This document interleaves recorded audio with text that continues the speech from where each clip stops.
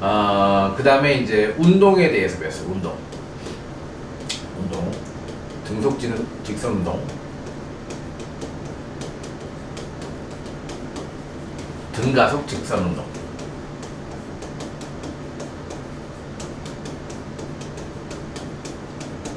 자, 요런 건 뭐냐? 직선. 직선에 대해서 배웠어요. 그래서 뭐만 오른쪽으로 가거나 왼쪽으로 가거나 둘 중에 하나예요. 근데 이제부터는 어떻게 된다고? 2차원입니다. 자, 여기서 이렇게 가거나 이렇게 가거나 이런 걸 따지는 겁니다. 이런 차원이 생겨요. 자, 그래서 이제 우리 1학기 때 과정에서는 원래 이거를 벡터와 스칼라라고 했죠. 자, 물리량의 종류에는 벡터량이 있고 스칼라량이 있습니다. 자, 물리량의 종류죠. 물리량. 자, 이 벡터량은 크기와 방향이 있기 때문에 이 방향을 고려해 줘야 됩니다. 방향을 고려한 계산을 해야 되는 겁니다. 자, 이게 대표적으로 뭐가 있어요? F, 힘, 속도, 운동량, 전기장, 자기장, 뭐 이런 것들 다 대부분이 오히려 벡터량입니다. 벡터량이 더 많아요. 방향이 있는 게 더 많다는 거죠. 스칼라량은 크기만 있는 거, 방향이 없는 거, 질량, 온도, 속력, 이동거리, 뭐 이런 것들. 그래서 우리는 앞에서 벡터량을 계산하려면 벡터라는 수학을 공부해야 돼요. 자, 벡터라는 수학이 근데 고 3학년 과정이기 때문에 가장 기본적인 벡터의 내용만 나옵니다. 자, 가장 기본적인 게 뭐냐면 얘가 시작점이고, 자, 얘가 화살표, 요 화살표의 길이가 크기고, 화살표의 방향이 자, 얘의 어떤 방향이다. 자, 이렇게 나옵니다. 요거는 중학교 1학년 때도 나오는 내용이죠. 자, 그리고 얘가 뭐가 가능하다? 평행이동이 가능하다. 자, 평행이동에서 자, 이 두 벡터, 화살표 두 개가 평행이동에서 겹치면 같은 벡터라고 할 수 있어요. 같은 양이라고 할 수 있어요. 자, 요렇게 따진다. 자, 요렇게 따지는 것을 자, 우리가 배웠던 내용에서 자, 뭐가 차원이 하나 증가하는 거야. 우리는 1차원만 배웠는데 이제 2차원. 차원이 증가해서 벡터를 고려해서 이제 우리가 배웠던 걸 다시 배우는 겁니다. 똑같아요. 똑같이 배웁니다. 자, 그 다음에 이제 원운동. 원운동에 대해서 배우죠. 원운동. 힘과 운동. 그러면 운동은 뭐 때문에 변해요? 힘 때문에 변해요. 그래서 F는 MA밖에 없습니다. 자, 이 힘이라는 원인에 의해서 물체는 가속 운동을 해요. 초당 속도가 변하죠. 오케이. 자, 포물선 운동. 자, 얘가 이제 2차원 운동의 대표죠. 자, 이렇게 포물선 운동하면 수평 방향으로는 힘이 없기 때문에 등속 운동이에요. 자, 등속 운동식은 하나밖에 없죠. S는 VT. 자, 연직 방향으로는 중력이란 게 존재하기 때문에 등가속도 운동을 해요. 등가속 운동. 자, 그래서 X축과 Y축을 분해해서 생각하는 게 포물선 운동이에요. 포물선 운동. 자, 이렇게 분해하는 방법. 자, 이렇게 알려주죠. 원운동은 자, 속력은 일정해요. 빠르기가 일정한데 운동 방향만 계속 변하는 경우예요. 자, 그래서 원운동에 자, 원의 방향으로 운동하는 것을 접선 속도라고 해요. 자, 접선 방향으로 이렇게 운동하고 있는데 누가 자꾸 방향을 틀어줘요. 원의 중심 방향을 작용하는 힘이 존재하기 때문이에요. 그래서 원의 중심 방향을 작용하는 이 힘을 부심력이라고 해요. 접선 속도를 V라고 하면 원의 중심 방향을 작용하는 힘 F는 원의 반지름을 R이라고 했을 때 R분의 MV의 제곱이라는 수학적으로 이렇게 구해줍니다. 이거에 증명하는 과정이 나와요.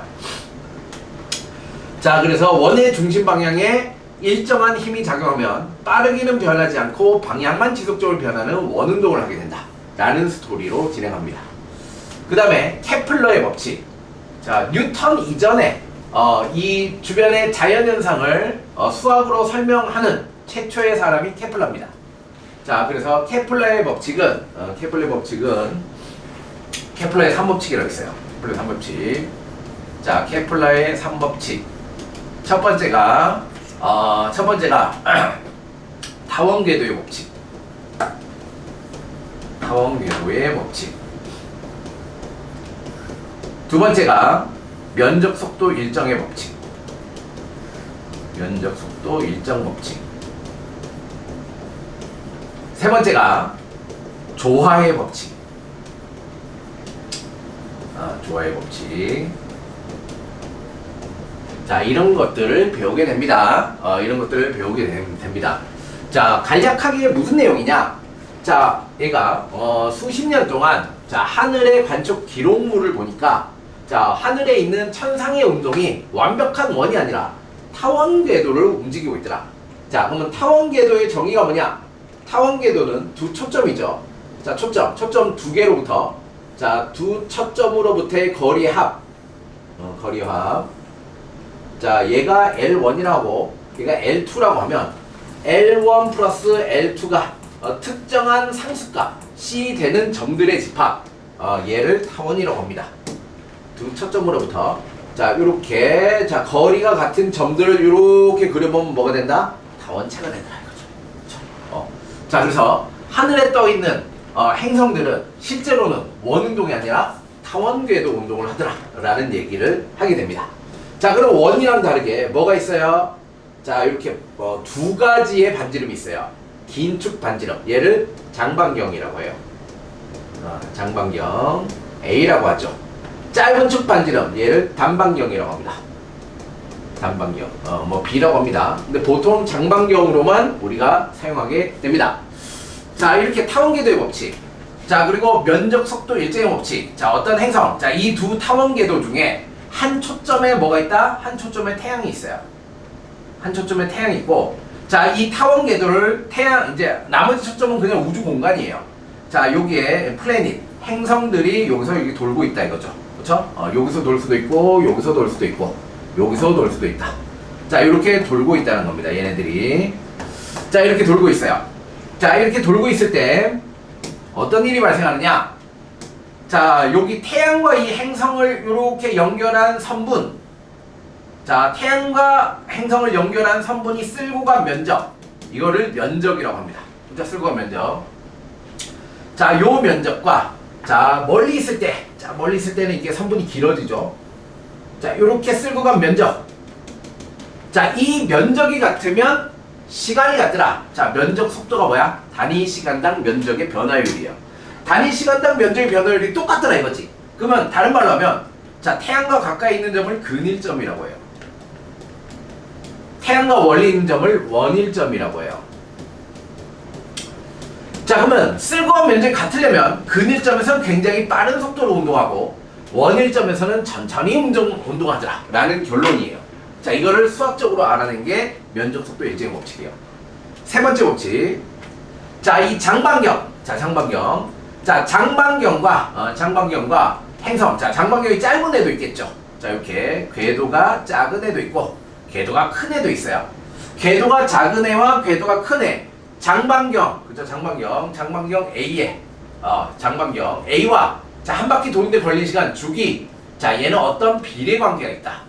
자, 어떤 비례 관계가 있냐를 수학적으로 찾아보니까 주기, 한 바퀴 도는데 걸리는 시간의 제곱과 장반경의 세제곱이 비례하더라. 자, 주기의 제곱과 장반경의 세제곱이 일정한 비례 그래프를 그리더라 라는 것을 알아냈어요. 그래서 조화롭다. 그래서 조화의 법칙이에요. 자, 이런 걸 배웁니다. 이런 거를. 자, 이게 케플러의 법칙. 자, 이걸로부터 나중에 이제 누가? 뉴턴이 중력이라는 만유인력의 법칙을 알아냈죠. 만유인력의 법칙을 알아냈습니다. 자, 그래서 원운동과 얘네들은 한 묶음이에요. 자, 얘네들로부터 뉴턴이 뭔가를 알아냈어요. 자, 그러면 탈출 속도. 뭐가 있었냐? 뉴턴의 사고 실험이 있었어요. 자, 뉴턴이 포탄을 느리게 쏘면 떨어진다 이거죠. 자, 더 빠른 속도로 쏘면 더 멀리 가서 떨어져요. 자, 특정 속도로 쏘면 어떻게 된다? 떨어지지만 지표면이 떨어지는 이 지표면의 곡률과 얘가 낙하하는 곡률이 똑같으면 어떻게 된다? 원운동한다. 원운동한다. 그러니까 결국은 뭐다? 모든 법칙은 여기 안에 있다는 거죠. 원운동 법칙 안에 있다는 거예요. 원운동한다. 이거를 뭐라고 하냐면 제1우주 속도라고 해요. 제1우주 속도. 자, 지표면에 닿지 않고 영원히 돌 수 있는 속도. 얘가 제1우주 속도라고 해요. 그럼 여기서 이제 속도를 더 빠르게 하면 어떻게 되냐? 자, 여기서 속도를 더 빠르게 하면 어떻게 될까요? 자, 얘가 돼요. 속도를 더 빠르게 하면 이렇게 돼요. 자, 이렇게 돼요. 뭐가 돼? 타원 궤도를 운동하게 됩니다. 그러니까 원이 확장되면 타원이 되는 거예요. 자, 더 세게 쏘면 더 큰 타원이 됩니다. 자, 그러다가 어떻게 된다? 한 번 나갔다가 다시 돌아오지 않는 상태가 될 수도 있죠. 이거를 제2우주 속도라고 해요. 자, 이 제2우주 속도가 탈출 속도예요. 어떤 입자가 탈출하는데 필요한 속도를 탈출 속도라고 합니다. 이 탈출 속도를 구하는 방법에 대한 얘기를 하는 겁니다. 로켓 쏘는 거죠, 그죠? 로켓 쏴서 지구의 중력권 밖으로 보내는 방법. 그 다음에 일반 상대성 이론. 자, 일반 상대성 이론은 특수 상대성 이론. 다음에 특수 상대성 이론이 뭐죠? 특수한 상황에서의 상대성 이론이에요. 특수한 상황이 뭐야? 관성 운동하는 상태. 등속 운동하는 상태에서 운동 속도에 따라서 시간과 공간이 다르게 측정된다 라는 거죠, 그죠? 다르다. 그게 특수 상대성 이론이야. 얘를 더 확장한 게 일반 상대성 이론이야. 그럼 일반적으로 뭐야? 가속 운동하잖아. 그렇지? 가속 운동 했을 때의 시간과 공간의 변화에 대한 얘기가 일반 상대성 이론이에요. 그러니까 얘는 이제 하나만 기억하면 돼요. 결과가 뭐냐면 중력이 커지는 공간, 중력이 뭐다? 중력이 시공간을 왜곡해요. 시공간. 그러니까 중력이 시공간과 관련이 있다는 거죠. 자, 그래서 중력이 크면 어떻게 된다? 시간이 느리게 흐른다. 이거예요. 그냥 중력이 커지면 시간이 느리게 흐른다. 자, 그래서 우주에 존재하는 시간과 공간의 배치는 뭐 때문에 일어난다? 중력 때문에 변화된다는 거지. 그러면 우주에 존재하는 중력에 대한 시공간 방정식을 수학적으로 만들면 우주를 설명할 수 있겠네. 그래서 뉴턴의 일반 상대성 이론으로부터 우주를 이해하는 우주론이라는 게 나왔어요. 우주론이라는 게 나왔어요. 그렇죠. 여기가 이제 88쪽. 자, 그 다음에 뭐가 있냐?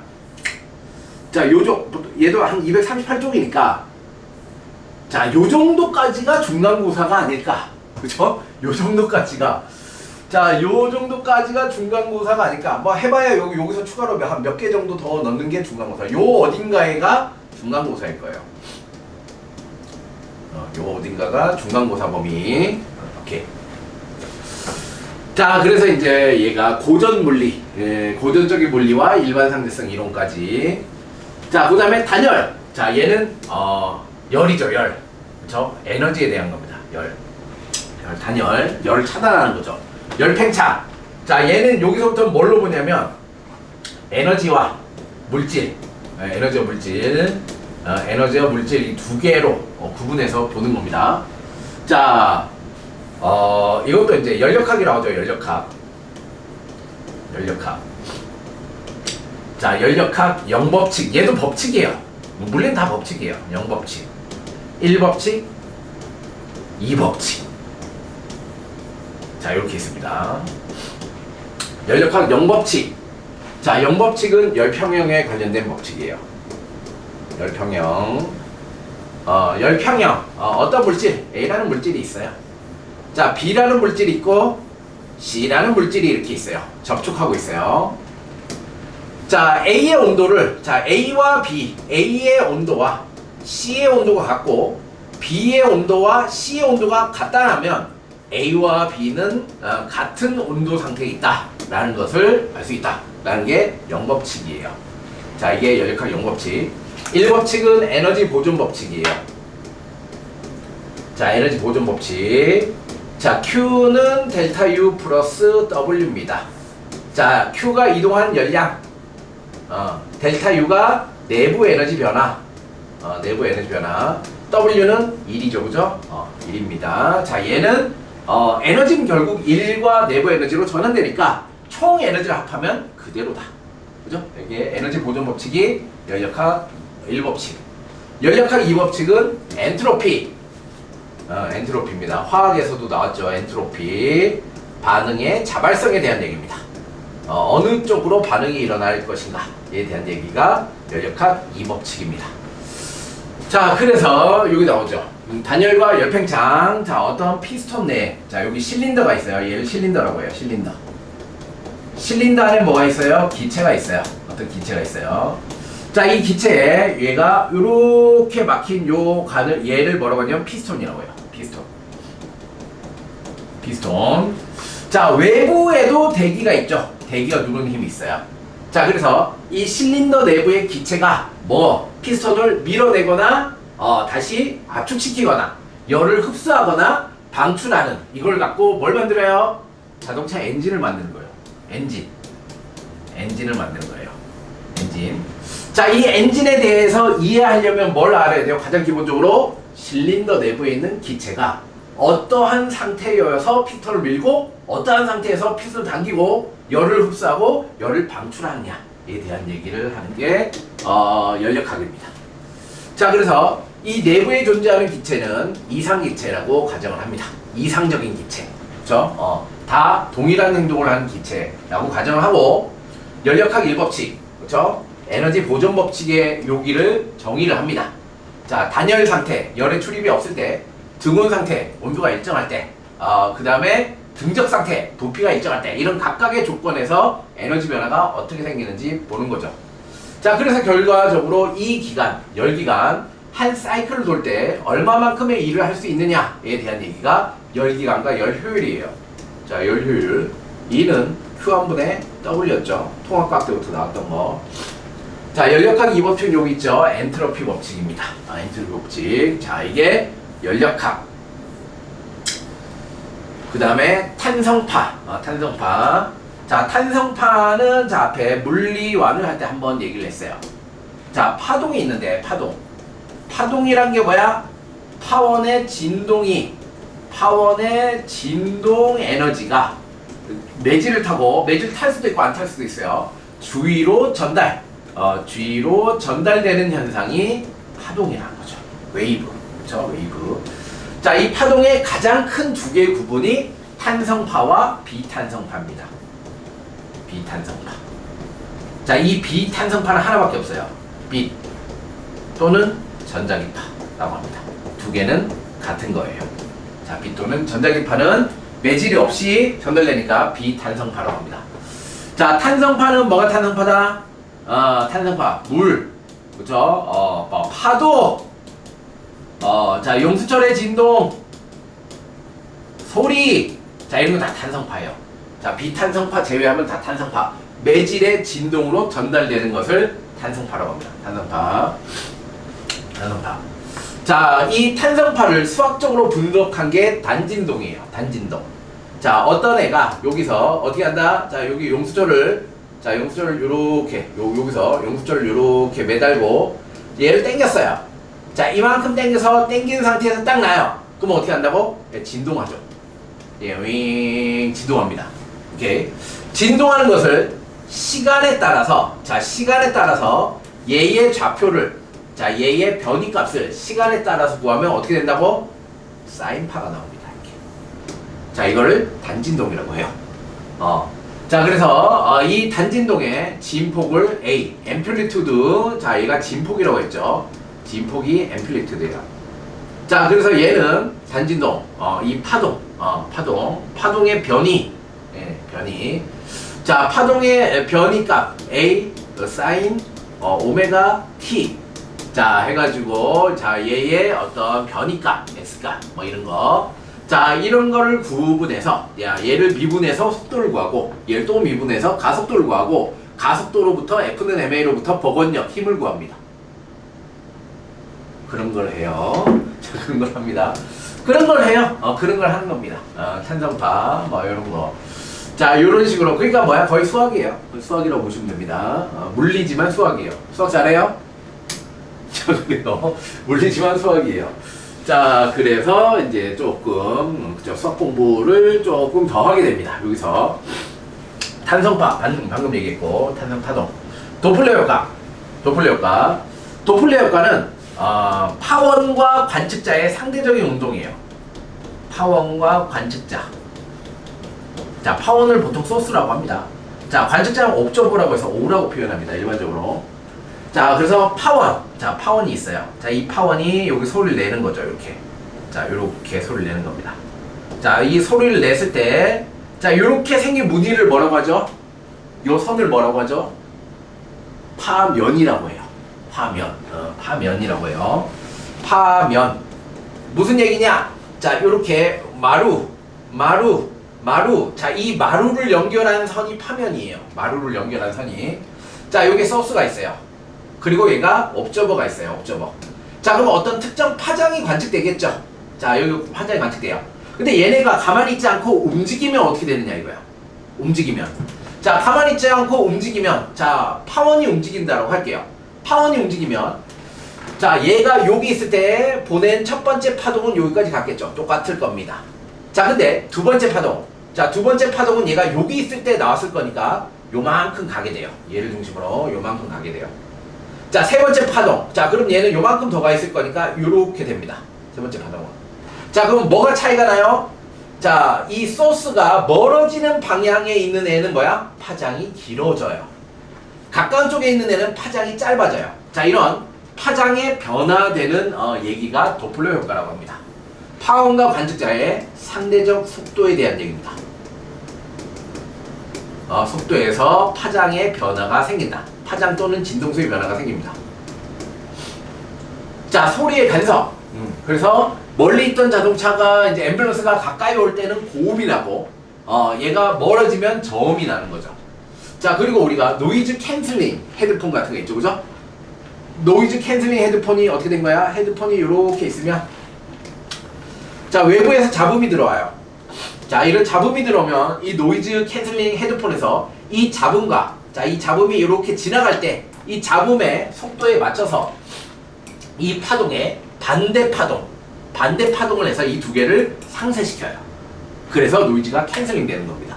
그래서 외부에 들어온 소리를 못 들게 만들어져요. 파동의 상쇄 효과를 이루는 거죠. 자, 이런 게 소리의 간섭. 정상파를 저번에 이렇게 흔들며 보여줬죠. 제자리에서 이렇게 진동하는 거. 제자리에서 얘가 왔다 갔다 진동하는 요런 현상을 정상파, 말 그대로 스탠딩 웨이브. 원래 파동이라는 건 계속 움직여야 돼요. 그죠? 파동이 계속 움직여야 되는데 제자리에서 진동하는 것처럼 보인다. 그래서 정상파라고 얘기합니다. 정상파. 오케이. 자, 그게 자, 우리 2 됐어요. 자, 그래서 기본적인 소개. 자, 우리 물리 2학기에는 자, 이런 것들을 배우게 될 것이다 라는 얘기네요. 그죠? 자, 물체의 운동. 뉴턴의 운동 법칙, 일과 에너지, 분석 설명, 우리 주변에서 일어나는 현상을 수학적으로 분석하는 겁니다. 그래서 뭐 블랙홀, 중력에 의한 시간 지연, 이런 것을 이해할 수 있는 게 물리다. 자, 그래서 똑같은 게 또 나와요. 우리 배웠던 게 똑같은 게 또 나와요. 근데 차이점은 뭐예요? 벡터, 화살표부터 배우기 시작합니다. 예, 수학부터 배우기 시작해요. 벡터학이라고 해서 수학부터 배우기 시작해요. 수학이죠, 그죠? 수학입니다.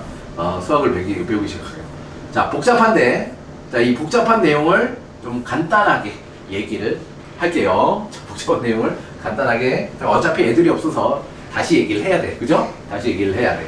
간단하게 얘기하기 전에, 좀 뇌를 휴식을 시키세요. 그죠? 뇌를 좀 휴식을 시키고, 자, 잠시 쉬었다가, 자, 여기 벡터에 대해서 하도록 하겠습니다. 오케이. 쉬시고. 뿅. 자, 봅시다. 벡터. 자, 벡터. 뭐가 벡터다? 자, 어떤 물리량을 방향을 포함해서 알기 쉽게 그린 요 화살표를 벡터라고 합니다. 자, 시간, 이동거리, 길이, 질량, 속력. 얘는 크기만을 갖고 있다. 얘를 스칼라, 크기만 있는 물리량이라고 한다.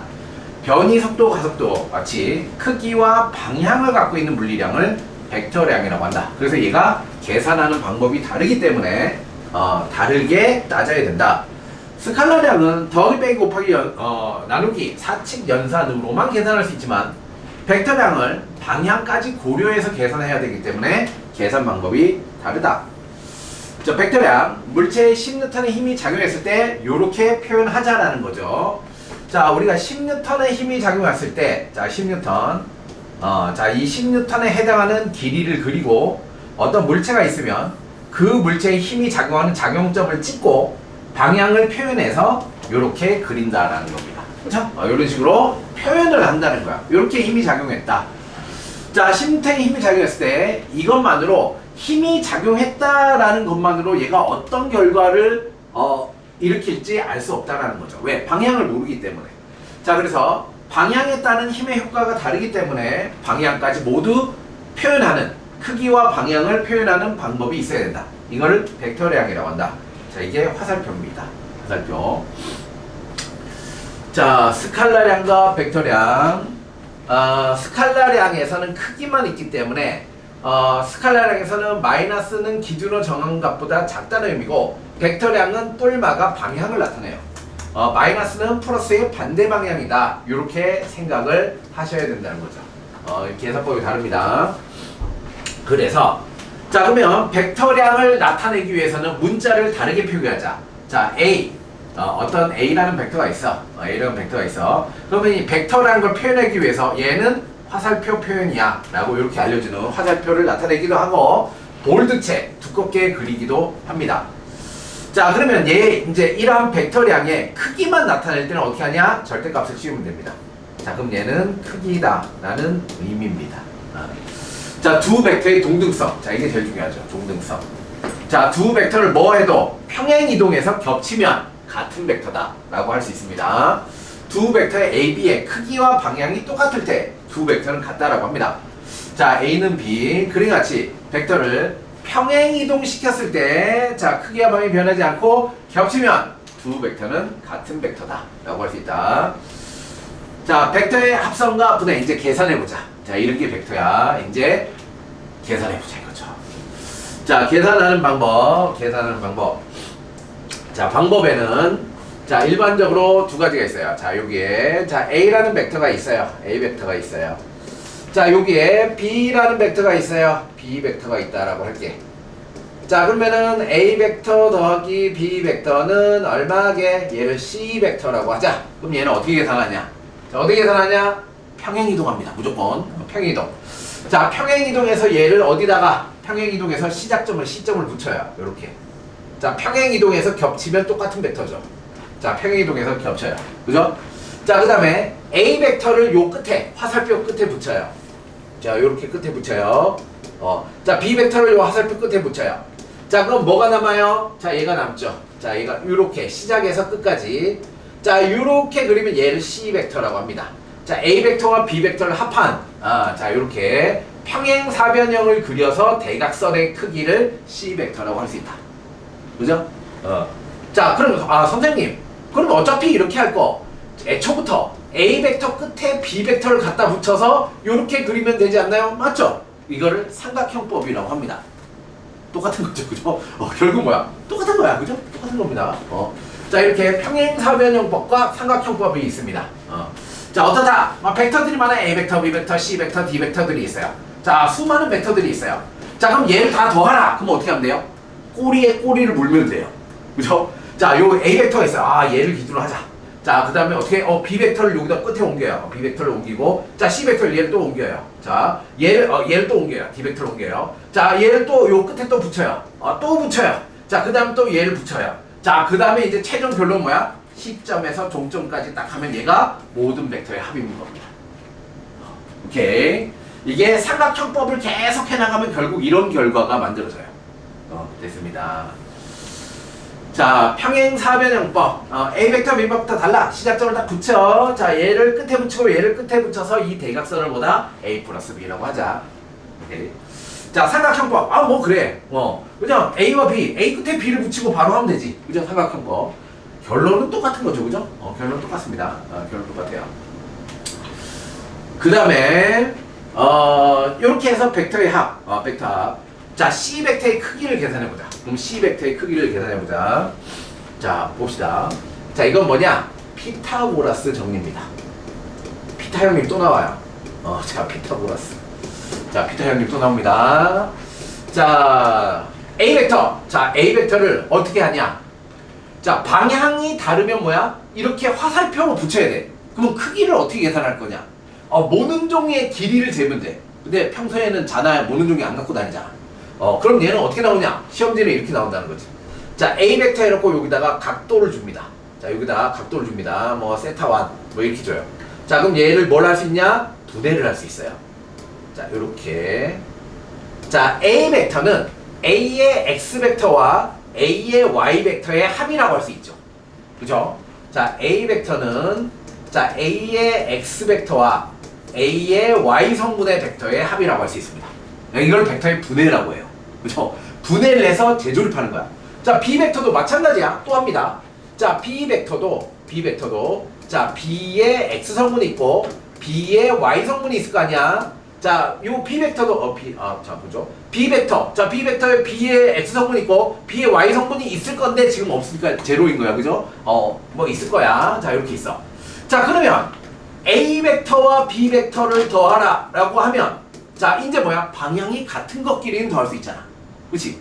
X, Y 같았네? 얘네들 더할 수 있지, 그치?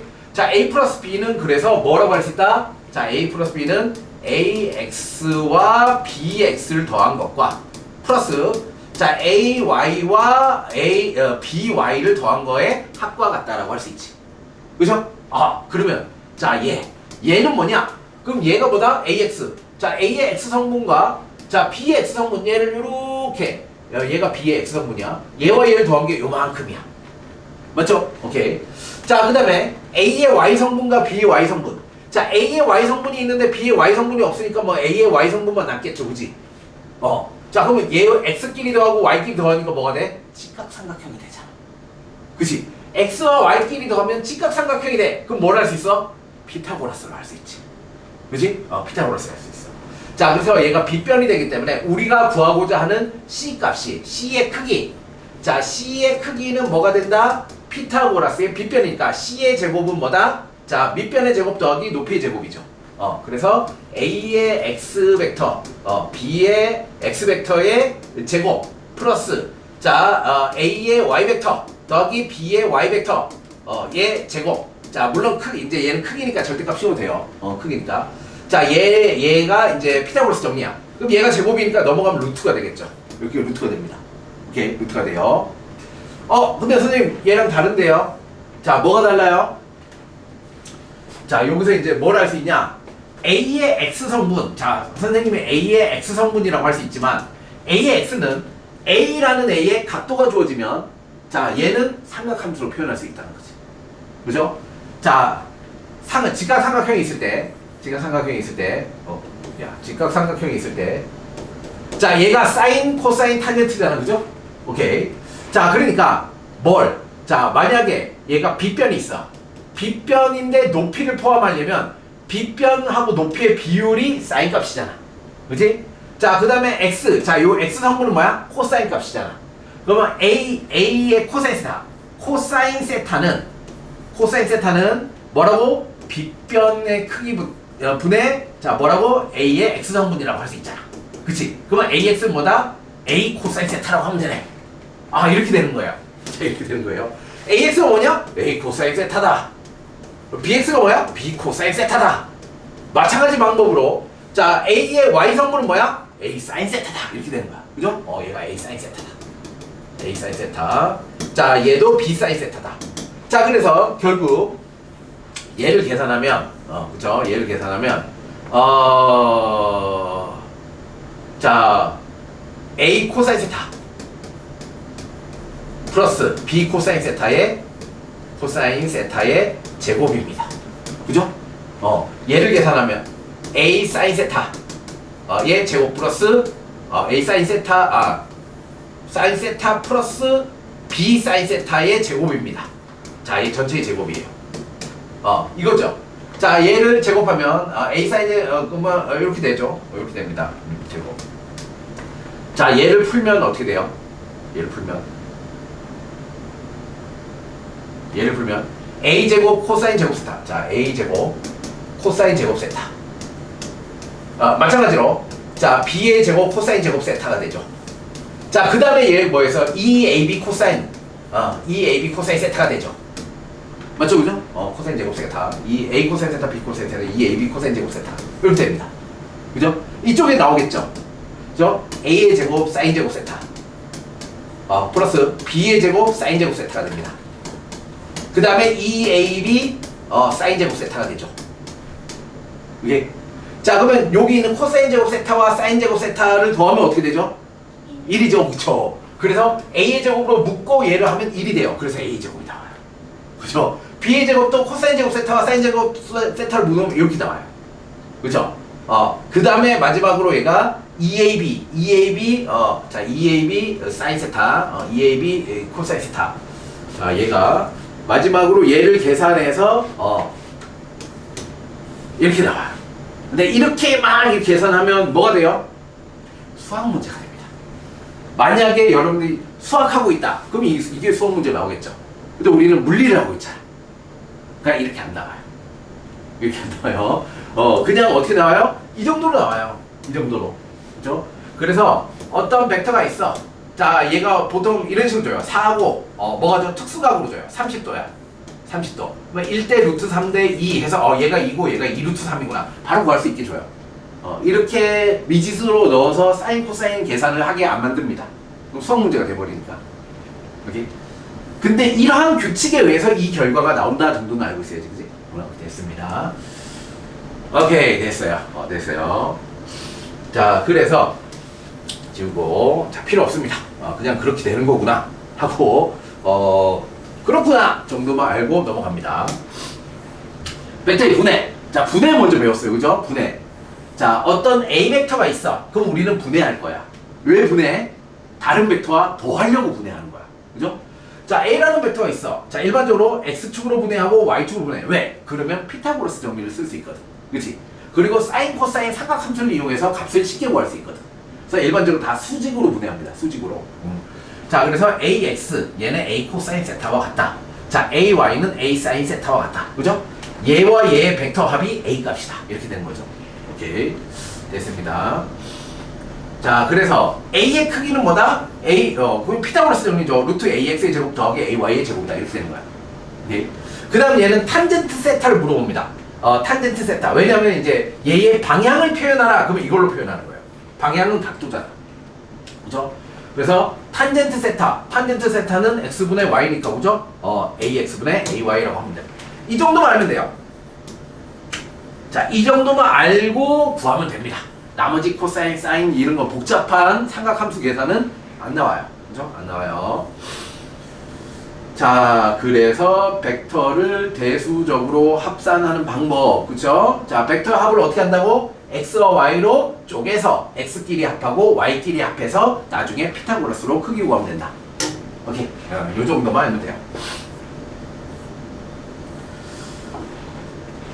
그래서 벡터 계산하는 방법이 1번 문제로 나올 거예요. 중간고사에. 1번 또는 2번. 그죠? 1번이나 2번은 벡터 계산하는 방법에 대해서 연습 문제도 벡터 계산하는 문제가 대부분 나옵니다. 자, 그래서 여러 가지 힘, F죠, F에 대한 얘기를 하고 있어요. 여러 가지 힘에 대한 얘기를 하고 있습니다. 자, 우리 주변에 사람이나 기계가 임의로 작용하는 힘 외에도 중력, 전기력, 자기력, 마찰력, 자, 이런 게 다 힘이죠. 수직항력, 장력, 마찰력. 자, 이러한 힘들에 대해서 알고 있어야 돼요. 이 세상의 변화를 알려면 얘한테 작용하는 상호작용이 뭔지 알고 있어야 된다는 거죠. 자, 수직항력. 수직항력이 뭐죠?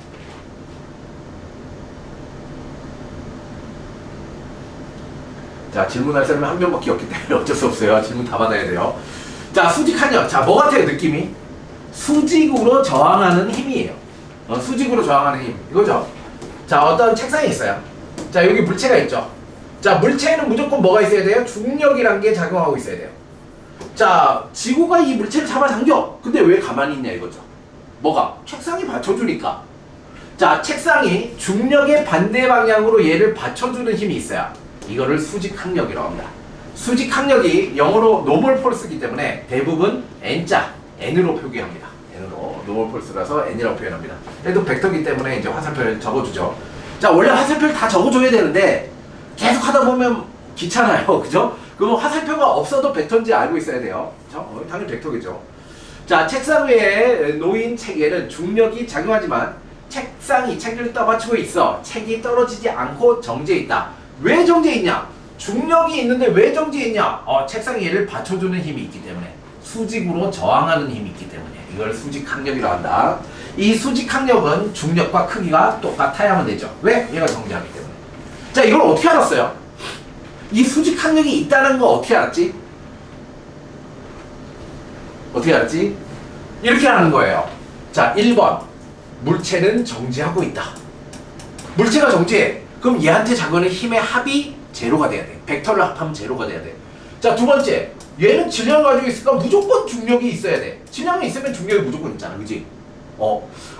중력이 존재하는데 정지하고 있네? 그럼 얘한테 작용하는 반대 방향에 뭔가 힘이 있구나. 이런 식으로 찾아가는 거야. 이렇게 퀴즈 찾는 것처럼. 안 보이는 걸 하나하나 찾아가는 거야. 문제에서도 그런 식으로 나와. 안 보이는 걸 찾아갑니다. 그래서 수직항력이 있다라는 사실을 알고 있으면 좀 더 빨리 찾을 수 있지. 그지? 수직항력이 존재한다 라는 사실을 알면 좀 더 빨리 찾을 수 있다. 자, 질량이 m인 물체는 무조건 중력이 있어야 돼. 중력이 있는데 얘는 가만히 있어. 왜? 수직항력이 중력의 크기와 똑같은 힘으로 받쳐주니까. 그래서 R자임은 0이라서 정지야. 그죠? 그래서 문제 풀 때 어떤 물체가 정지 상태다 또는 등속운동 상태다. 그럼 동그라미 딱 치고 봐야 돼요. 그게 조건이에요. 얘한테 작용한 힘의 합이 0이라는 의미이기 때문에. 오케이. 여기 나오죠, 그죠? 수직항력은 뭐라고 표현한다? N이라고 표현합니다. 노멀 펄스. 자, 외부에서 작용하는 힘과 마이너스는 뭐죠? 반대 방향이라는 얘기입니다. 그죠? 됐습니다. 자, 빗면. 빗면 나왔습니다. 빗면. 자, 빗면. 오늘 빗면만 이해해도 할 일 다 한 거예요. 빗면만. 자, 빗면. 이게 제일 어려워요. 자, 물체에 빗면이 있어요. 빗면에 물체가 놓여 있어요. 오케이. 자, 그리고 뭘 줬어요? 빗면의 각도를 세타라고 줬어요. 그러면 이 물체에 작용하는 힘은 뭐 있게? 일단 중력. 그죠? 일단 중력. 지구 중심 방향에 중력이 있어요. 이렇게 중력. 자, 중력이 있습니다. mg만큼 있어요. 자, 근데 왜 얘가 아래로, 왜 수직으로 낙하 안 하지? 빗면이 얘를 받쳐주니까. 받쳐주는 힘이 있네? 그럼 무조건 수직항력이 있어야 돼. 그리고 수직항력은 이 빗면의 수직 방향으로 받쳐주니까 수직항력은 이쪽 방향의 수직항력이에요. 노멀 펄스. 자, 그래서 빗면에 놓인 물체에 작용하는 힘은 뭐가 있습니까? 중력과 수직항력이 있다. 이렇게 얘기를 해야 돼요. 오케이. 자, 여기서 좀 더 들어갑니다. 자, 중력과 수직항력이 있어요. 근데 중력과 수직항력의 합의 방향으로 뭔가 변화가 일어나겠지, 그지? 그럼 얘를 어떻게 합하지? 방향이 다른데? 분해를 해요. 방향이 같게 분해를 하면 돼요. 자, 그럼 얘가 중력이 이거야. 얘가 세타야. 그럼 얘를 쭉 이렇게 내려보자, 쭉. 자, 이렇게 직각삼각형 만들려고. 그럼 얘는 지표면에 수직으로 작용할 거 아니야, 그지? 자, 그 다음에 얘가 있어요. 자, 이렇게 있고 얘가 이렇게 돼 있어요. 자, 이렇게 돼 있어요. 이렇게 돼 있어요. 자, 그럼 얘도 수직이에요. 얘도 수직이에요. 얘가 수직이고 얘가 세타면, 자, 요 삼각형의 요 값은 뭐야? 90 마이너스 세타죠, 그죠? 맞아요. 자, 90 마이너스 세타면, 자, 얘도 뭐예요? 요만큼도 수직이에요. 90 마이너스 세타인데 수직이니까 여기가 세타. 빗면이 세타면 요 각도가 세타구나. 이렇게 되는 거죠. 됐어요? 됐습니다. 자, 그러면 이제 분해를 하는 거죠. 분해합니다. 중력을 분해할 거예요. 자, 이 직각삼각형에서 빗면이 mg예요. 빗면이 mg예요. 얘가 세타예요. 얘가 세타예요. 자, 그러면 빗면과 요렇게가 뭐예요? 코사인 값이에요. 그죠? 자, 그래서 얘는 mg 코사인 세타가 요렇게 할 수 있어요. 자, 근데 이 빗면의 수직성분의 mg 코사인 세타는 뭐다? 수직항력과 크기가 같아서 상쇄가 돼요. 그러니까 수직항력이라는 것은 이 빗면을 누르는 만큼 버텨주는 거야. 그치? 얼마만큼 눌러? mg 코사인 세타만큼요. 그러면 수직항력도 mg 코사인 세타가 돼야 된다는 거야. 그치? 자, 그럼 이 두 개가 상쇄됐어. 그럼 뭐만 남아? 얘만 남아요. 얘. 자, 중력의 이렇게 빗면 방향의 성분만 남아요. 자, 얘는 뭐야? 요렇게 하면 뭐가 돼요? 사인 값이죠, 그죠? 자, 그래서 얘는 mg 사인 세타라고 할 수 있어요. 자, 다시. 자, 중력이 있고 수직항력이 있었는데 중력을 계산하기 위해서 이 중력을 빗면과 나란한 방향과 빗면과 수직인 방향으로 분해를 했어요. 자, 빗면과 수직인 방향은 mg 코사인 세타고 빗면과 나라는 방향은 mg 사인 세타예요. 근데 빗면을 누르는 힘의 정도만큼 수직 항력이 작용하니까 이 두 개는 상쇄가 돼요. 그럼 남은 거 mg 사인 세타밖에 없다는 거죠. 자, 그래서 이 물체는 mg 사인 세타의 크기의 힘에 의해서 미끄러져 내려가는 거예요. 오케이. 자, 사인 그래프는 어떻게 돼 있죠? 사인 세타 90도까지. 자, 이렇게 되죠. 자, 이렇게 되죠, 그죠? 자, 이렇게 된다는 얘기는 뭐예요? 각도가 제로일 때는 뭐야? 미끄러져 내리는 게 없지, 당연히. 그지? 자, 각도가 90도일 때. 자, 90도일 때 뭐가 돼? 사인 90도가 되잖아. 사인 90도 얼마지? 1이잖아. 이 각도가 90도가 되면 뭐야? mg. 자연학하 운동한다는 거지. 자, 그래서 이런 식으로 계산이 된다는 겁니다. 자, 그러면 얘의 가속도를 구하라. 가속도. 자, 가속도는 F는 ma로 구하는 거죠. 자, 이 물체에 작용하는 것은 중력과 수직 항력이 있는데, 자, 이 두 개를 합하면 이 힘이 뭐밖에 안 남아요? mg 사인 세타밖에 안 남는다는 거죠. 자, 이 사인 세타가 질량 m이란 물체를 가속 운동하니까 m이 약분돼서, 그러므로 이 물체에 작용하는 가속도는 g 사인 세타의 가속 운동을 하게 됩니다. 오케이. 예. 자, 여봐요. 자, 다시 지금 했던 거 차근차근 하나하나, 자, 얘를 분석을 해서 해석을 해서 적으세요. 적어보세요. 정리를 해보세요. 정리. 빗면에 물체가 있으면 중력과 수직 항력이 있어. 근데 얘를 계산을 못하니까 방향을 같게 하기 위해서 중력을 수평 방향과 수직 방향으로 분해하는 거야. 이렇게 하시면 됩니다.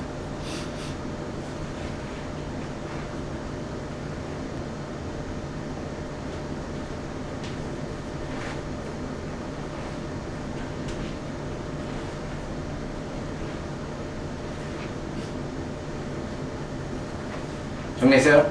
질문 없어요? 오케이. 그러면 다음 시간에 설명할 수 있어요? 대표로 나와서 설명해요. 오케이. 됐습니다. 자, 불력. 두 개 이상의 힘을 합성해서 하나의 힘이 될 때 합성한 힘을 이룬 각각의 힘을 불력이라고 한다. 이게 명칭이죠. 자, 지금 mg 사인 세타와 mg 코사인 세타가 뭐라고? 중력의 불력이라는 거야. 불력은 이제 분해된 힘이라는 거지, 그지? 얘가 얘의 분해된 힘이에요. 자, 그렇다. 그래서 수평, 이제 빗면과 나란한 방향의 불력은 mg 사인 세타. 그죠? 자, 빗면의 수직인 방향은 mg 코사인 세타. 이런 거죠, 그죠? 이렇게. 자, 이렇게 계산할 수 있다. 자, 지금 수직 항력이 뭔지 배웠어요. 수직은 받침대가, 자, 빗면으로 돼 있든, 이렇게 돼 있든, 무조건 수직으로 얘가 받쳐주는 힘이 작용해. 그를 수직 항력이라고 한다. 노멀 폴스. 자, 장력. 줄입니다. 장력. 자, 줄의 성질에 대해서 알아야지 물리 문제에서 이제 실수를 안 해요. 줄은 우리가 알고 있는 물리에서 줄은 질량이 없어요. 물론 선생님이 질량이 있는 줄이야 라고 얘기를 하면 그때부터 질량을 고려해야 돼요. 자, 줄은 질량이 없습니다. 질량이 없어요. 자, 질량이 없고 모든 위치에서, 자, 모든 위치에서 작용하는 힘이 똑같아요. 작용하는 힘이 일정해요. 자, 이 힘을 우리는 뭐라고 하냐면 줄이 잡아당기는 힘, 장력이라고 해요. 모양이 변하지도 않아요, 얘는. 그죠?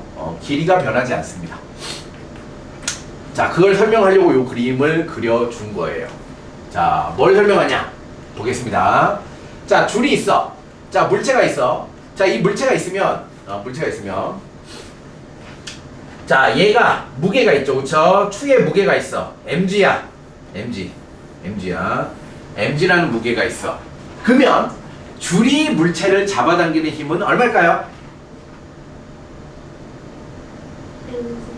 mg지. 그치? mg입니다. 왜? 어떻게 알았어? 가만히 있으니까요. 그치? 정지했으니까요. 정지했으니까 뭐다? 지구가 물체를 잡아당긴과 줄이 물체를 잡아당기게 똑같아야지 얘가 정지할 수 있으니까. 그래서 얘가 뭐다? 장력이구나. 장력이 mg예요. 자, 그러면 이렇게 쭉쭉쭉 올라가요. 쭉쭉쭉쭉 올라가서, 그러면 이 줄 끝부분이 천장을 잡아당기는 힘은 얼마일까? mg예요. mg예요. 자, 줄이 물체를 잡아당기는, 줄이 양 끝에서 끝에 있는 물체를 잡아당기는 힘은 똑같아요. 그죠? 다 똑같을 수밖에 없어요. 자, 천장이 줄을 잡아당기는 힘도 mg예요. 그죠? 천장이 줄을 잡아당기는 힘도 mg예요. 자, 얘를 좀 더 분해하는 거예요. 그럼 결국 이 줄을 조금 분해해서 생각해보자. 자, 줄의 맨 끝부분이 이 물체에 원자들이 이렇게 연결돼 있을 거예요. 원자들이 짝짝짝 연결돼 있을 거야. 자, 이 원자들이 짝짝짝 연결돼 있는데 이 조건이 뭐라고? 질량이 없고 늘어나지도 않으며, 자, 얘는 정지되어 있어. 자, 그럼 당연히 얘 끝이 얘를 mg라는 힘으로 잡아당기면 작용 반작용에 의해서 이 물체도 이 원자를 mg만큼 잡아당겨야 돼. 맞아요? 그러면 이 원자는 왜 정지해 있어? 이 위에 있는 원자가 얘를 위로 mg만큼 잡아당기기 때문이야. 그러면 이 위에 있는 거는 반작용 때문에 아래 방향에 mg만큼의 힘을 받아야 돼. 이렇게 하다 보면 뭐야? 다 똑같아요. 그렇죠? 모든 이 줄에 존재하는 모든 원자들의 힘은 똑같은 힘이 작용해야 돼요. 이게 장력의 특징이에요. 오케이? 그래서 한 줄에 작용하는 장력의 크기는 무조건 같아야 됩니다. 그죠? 한 줄에 작용하는 장력은 똑같습니다. 똑같습니다. 요 개념을 가지고 읽어봅시다. 줄에 추를 매달면 추는 줄을 아래로 당기고 그 반작용으로 줄은 추를 위쪽으로 잡아당긴다. 오케이. 자, 추가 줄을 잡아당기면 줄도 추를 잡아당겨요. 그림과 같이 줄의 임의의 점, 자, 아무데나 잡아도 이 힘은 똑같이 작용할 수밖에 없다. 그렇죠? 복잡하게 설명했는데 그거예요. 그냥 똑같다. 똑같다. 자, 이런 관계는 줄의 모든 부분에서 똑같은 힘의 작용 관계가 작용하므로 줄의 각 부분들이 서로를 잡아당기는 힘은 모두 같다. 이거를 장력이라고 한다. 자, 여기서 하고 싶은 얘기는 뭐다? 자, 줄은 어느 지점에서나 외부에서 작용하는 힘과 똑같은 힘이 작용한다. 자, 이걸 장력이라고 한다. 장력. 오케이. 장력의 특징, 텐션이었어요. 마찰력. 자, 마찰력. 마찰력은 뭘까? 마찰력은 뭘까? 마찰. 말 그대로 이름 그대로예요. 마찰. 비비는 거잖아. 그치? 마찰 때문에 작용하는 힘이야. 자, 이걸 생각해보자. 자, 여기에 뭐가 있어? 자, 여기 책상이 있어. 여기에 뭐가 있어? 물체가 있어. 자, 얘를 확대한다고 생각해보자. 자, 물체와 책상을 확대하면 어떻게 돼요? 자, 물체에 원자들이 있을 거야. 원자 수준까지 확대하는 거야. 우리가 원자가 있어.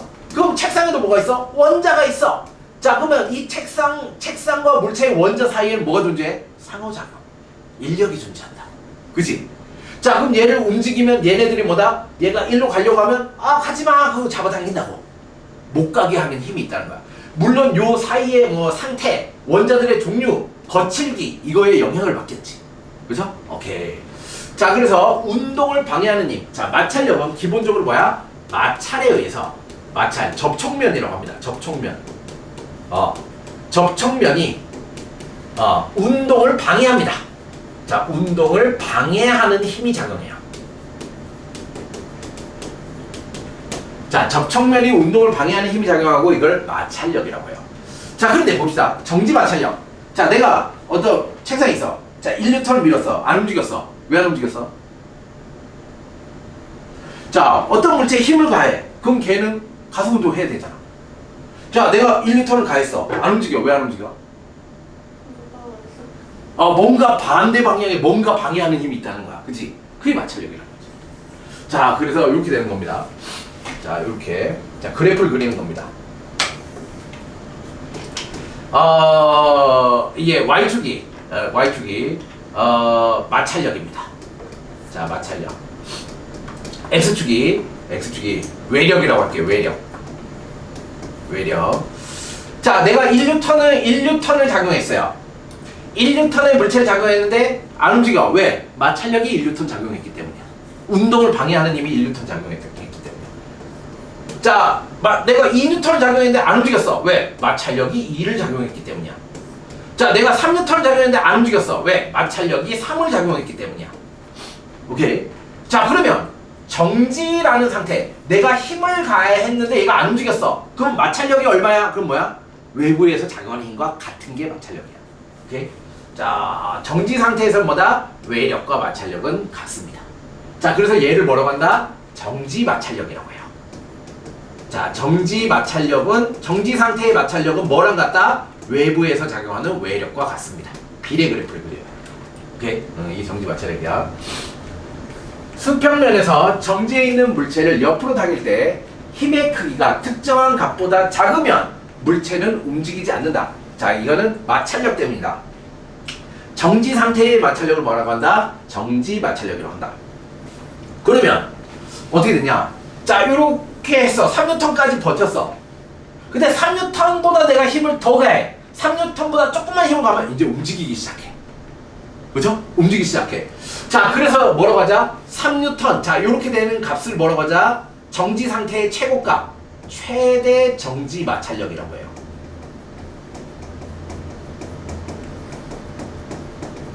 최대 정지 마찰력이라고 해요. 자, 그럼 내가 3N보다 더 큰, 특정 값보다 더 큰 힘을 작용하면 이제 어떻게 해요? 미끄러지기 시작해요. 자, 미끄러질 때는 어떤 특성이 보인다? 마찰력이 최대 정지 마찰력보다 작은 값에서 일정하게 작용해요. 자, 얘를 뭐라고 하냐면 운동 마찰력이라고 해요.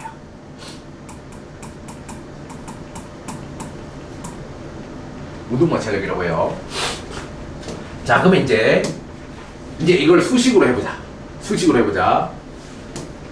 자, 정지 마찰력. 자, 일단 정지 상태야. 자, 정지 상태의 마찰력은 어떻다? 외력이야. 외력이야. 정지 상태에서 마찰력은 뭐다? 외부에서 작용을 한 것 같아. 이게 1단계. 자, 그런데 이 정지 상태를 유지하는 최대값이 있어. 이 최대값이 뭐라고? 최대 정지 마찰력이라고 합니다. 자, 이 두 번째. 자, 얘를 F, S, max라고 합니다. max. 자, 최대로 버틸 수 있는 마찰력. 자, 그럼 최대로 버틸 수 있는 마찰력은 뭐에 의해서 결정될까? 최대로 버틸 수 있는 게 뭐 때문에 결정되죠? 뭐 때문에? 오케이. 자, 어떤 애가 있어? 어떤 애는 처음에 이렇게 하다가 특정 힘을 가면 얘가 미끄러져. 그지? 자, 얘도 특정 힘을 가면 미끄러져. 특정 힘을 가면 잘 안 미끄러져. 무슨 차이가 있지? 얘네들? 무게. 그러니까 뭐냐면 이 면과 이 면이 더 세게 압착이 될수록 마찰이 더 세져. 지금 수평면에 있을 때는 그게 무게가 그 역할을 하는 거야. 근데 연직면에 있을 때, 잘 봐. 연직면에 있을 때 어떤 물체가 연직면에 있어. 그러면 손을 놓으면 떨어져. 손을 놓으면 떨어져. 근데 여기서 뭐만 하면 수직으로 눌러만 주면 안 떨어져. 그죠? 힘을 점점 약하게 하면 어느 순간 떨어져. 자, 그러면 단순히 무게가 아니라 뭐라고 해야 돼? 수직 항력이라고 해. 이 수직으로 작용하는 힘 때문에 마찰력의 크기가 영향을 받네. 그치? 오케이. 자, 그러면 최대 정지 마찰력은 뭐에 비례해? 수직 항력, 노멀 폴스에 비례해. 자, 그리고 항상 수식에 뭐가 들어가? 수직 항력이 똑같아도 다를 수 있지. 마찰력이. 뭐가 다르면 다를 수 있어? 면의 성질이 다르면 다를 수 있잖아. 고무일 수도 있고, 그죠? 그러니까 지우개일 수도 있고, 그죠? 자, 이런 여러 가지 성질 때문에 나타나는 현상은 항상 비례상수라고 해. 비례상수. 비례하는 어떤 상수값. 여기서는 마찰계수, 뮤라고 합니다. 뮤 들어봤죠? 화학에서 뮤 안 들어봤어요? 자, 그래서 얘가 마찰계수. 자, 정지 마찰계수.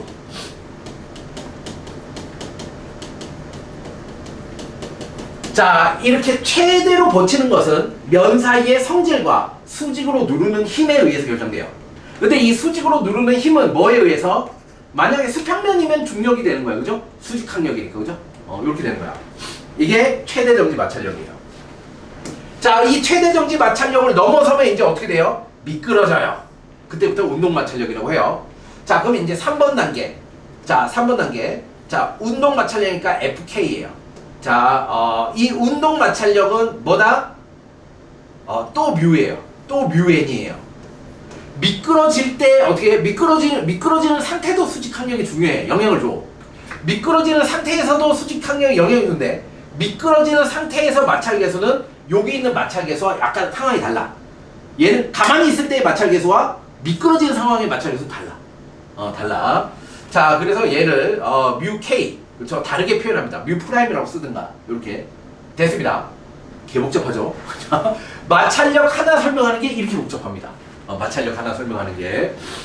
자, 마찰력 이렇게 복잡한 상황에 따라 수식이 달라져요. 정지 상태냐 운동 상태냐에 따라 달라져요. 자, 정지 마찰력은 외력과 같다 1단계. 최대 정지 마찰력, 최대로 버틸 수 있는 힘은 μn. 그렇죠? 자, 마찰 계수 곱하기 수직 항력이다. 그죠?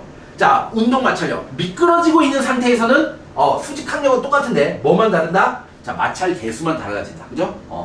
자, 이렇게 된다. 그래서 결국 이러한 그래프를 그리게 된다. 오케이. 자, 그러면 정지 상태에서의 버티려는 힘이 미끄러지는 상태에서 버티려는 힘보다 더 커요. 더 커요. 그러니까 이 얘기야. 자, 자, 아빠가 자, 이렇게 눈길을 이렇게 자동차로 이렇게 가고 있어요. 자동차로 이렇게 윙 가고 있어요. 자, 가고 있는데 이렇게 접촉해서 이렇게 앞으로 갈 때, 갈 때 미끄러질 수 있죠, 그죠? 근데 얘가 아빠가 브레이크를 빡 밟았어. 브레이크를 밟으면 어떻게 얘가 정지 상태에서 찡 미끄러지죠. 자, 얘가 굴러가는 상태의 마찰력이 더 클까? 미끄러지는 상태의 마찰력이 더 커? 얘가 더 크다. 정지 마찰력이. 그냥 굴러가는 상태가 더 커. 그러니까 브레이크를 밟으면 오히려 더 쉽게 미끄러진다는 거야. 그래서 자동차에는 자동으로 이제 이게 내장돼 있어. ABS 시스템이라고. 오토매틱 브레이크 시스템이라고 해서 미끄러지잖아? 미끄러지면 브레이크가 안 밟혀. 얘가 타이어가 쫙 미끄러지면 브레이크가 드르륵 끄면서 안 밟히고 얘가 돌아가 다시. 돌아갔다 미끄러졌다 왔다 갔다. 돌아갔다가 접촉됐다가 미끄러졌다가 그러면 왔다 갔다 하는 게 그냥 미끄러지는 것보다 더 쉽게 쓴다는 거지. 그렇죠? 이 마찰력 현상 때문에 그렇게 작동해요. 자, 운동 마찰력은 항상 정지 마찰력보다 작아요. 더 쉽게 미끄러져요. 그죠? 최대 정지 마찰력보다 작습니다. 자, 마찰력이 생기는 원인. 자, 두 물체 사이의 상호작용 때문이에요. 근데 이 상호작용이 얘의 굴곡 때문일 수도 있지만, 얘네들이 응착. 자, 큰 압력을 받으면 굉장히 매끄러워도 얘를 압력을 가해서 응착을 시키면, 얘가 진짜 용접한 것처럼 안 떨어져요. 안 떨어져요. 아무리 매끄러워져도, 그러니까 결국 뭐다? 이 굴곡 때문에 마찰력이 있는 것만은 아니라는 거지. 그치? 그것만은 아니랍니다. 됐습니다. 자, 그래서 우리가 뭐 배웠어요? 장력, 그쵸? 그 다음에 마찰력, 수직항력, 그쵸? 얘네들의 특징에 대해서 배웠어요. 오케이. 자, 그리고 난 다음에 이제 뭐다? 이러한 힘들의 조합을 가지고 이제 뭘 하는 거야? 운동을 계산하기 시작하는 겁니다. 자, 운동을 계산하기 시작하는 겁니다. 자, 이렇게 운동을 계산하기 시작하죠. 이렇게. 자, 문제 첫 번째 무조건 벡터 물어보는 문제, 그죠? 벡터 계산법. 두 번째는 이제 마찰력과 수직항력, 빗면에서의 운동 이런 거 따지는 거. 이렇게 재밌겠죠? 자, 그래요. 자, 오늘은 자, 요 정도까지 수고하셨습니다. 수고하셨습니다. 자, 요 정도까지. 머리 아프죠? 자, 집에 가서 저기 벡터 문제까지는 좀 풀어보세요. 벡터 문제까지는 한번 풀어보세요. 수고했습니다. 안녕.